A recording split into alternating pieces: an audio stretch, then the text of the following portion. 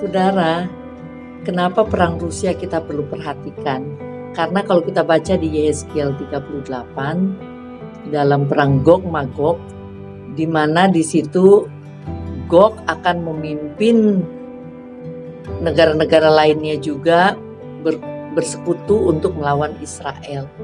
Nah, siapakah Gog itu? Gog adalah pemimpin dari tanah Magog. Di manakah tanah Magog? Tanah Magog itu di sebelah utara Israel.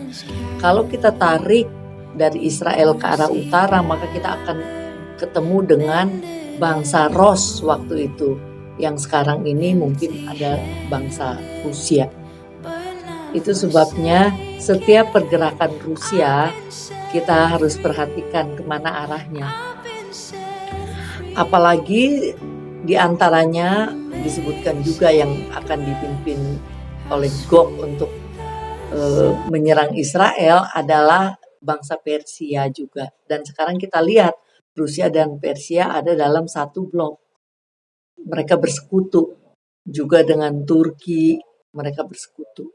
Tapi nggak tahu sekarang ini Turki kan bagian dari NATO ya. Sekarang dengan perang Ukraina ini Turki mungkin lagi bingung nih mau kemana. Kita lihat kalau Turki tetap bersekutu dengan Rusia ya kita udah makin jelas lah kita lihat arahnya. Dan ini perang juga terjadi setelah Israel merdeka. Maksudnya kalau peperangan ini terjadi sebelum kemerdekaan Israel, sebelum ada tanah Republik Israel, sebelum ada negara Israel, mungkin lain cerita. Berarti mungkin akhir zaman masih jauh. Tapi sekarang kan terjadinya setelah udah ada negara Israel, karena dalam Matius 24 ayat 30 dikatakan, belajarlah dari pohon ara, apabila tunasnya mulai melembut, maka musim panas akan tiba. Itu. Jadi kalau kita udah lihat negara Israel udah berdiri, maka benar-benar musim panas akan tiba. Itu udah awalnya akhir zaman.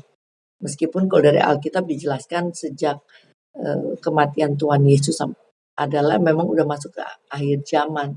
Tapi terlebih lagi setelah negara Israel yang telah hilang atau tenggelam atau mati 2500 tahun atau 25 abad sekarang hidup lagi, maka kita makin yakin bahwa kita benar-benar berada di akhir zaman.